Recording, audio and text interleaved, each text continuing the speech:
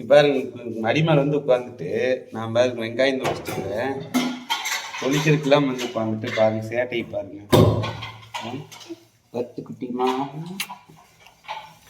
எல்லாத்துக்கும் happy Sunday. இந்த மாதிரி என்ன பண்ணிட்டு ரெடிவா காலையில குடிச்சிட்டு ரெடி ஆயிட்டாங்க. ஊர்கறி எடுக்க போலான்னு நினைச்சிட்டு இருந்தா. அப்புறம் பார்த்தா தம்பி வந்து இன்னைக்கு கவுடு சாமி தம்பி வந்து தூங்கிட்டே இருந்தான். தம்பி 8:30க்கு எந்திரிச்சான். அதனால சரி ஊர்கறியெல்லாம் இருக்காது, சரி இங்கேயே நம்ம நாட்டுக்கோழி எடுத்துக்கலான்னு போயிட்டு இப்போ நாட்டுக்கோழி அப்புறம் ஏதோ அதிர்ஷ்டவசமா சுவரொட்டி கிடைச்சது. ஒரு நாளாச்சு சுவரொட்டி வந்து கிடைச்சா வாங்கி சாப்பிடுங்க. பாருங்க வேக வச்சிருக்கிற சுவரொட்டியை வேக வச்சு செஞ்சீங்கன்னா கொஞ்சம் ஈஸியா இருக்கும், சீக்கிரம் வெந்துடும். இதே வேக வைக்காம நீங்க அரிஞ்சு செஞ்சீங்கன்னா அந்த பச்சை வாசம் அடிக்கிற மாதிரியே இருக்கும் உங்களுக்குள்ள.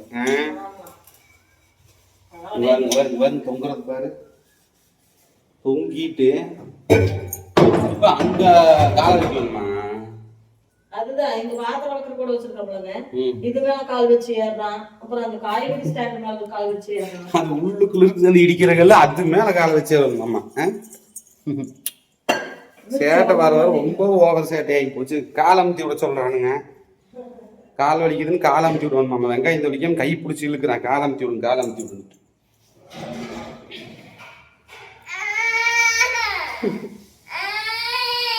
வெளியெல்லாம் கூட்டிட்டு போக முடியாது, நாம் சமைக்கணும். கம்முன்னு நீ பசிக்கு மணி 9 போச்சு. பசிக்குது சாமி, பசிக்குது சாமி. என்ன என்னடா மீது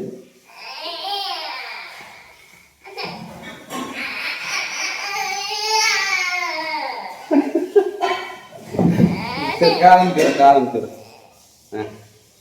கால் அனுப்பிடுறேன்.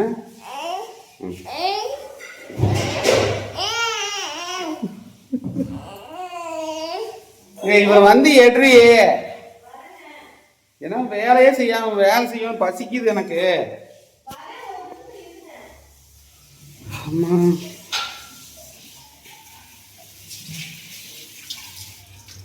இன்னைக்கு ரொம்ப சேட்டை.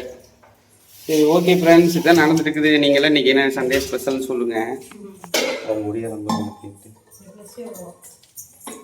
பாருங்க, நானே போகணுமாம்மா. அங்கே வர சரி தூக்கிட்டு போ.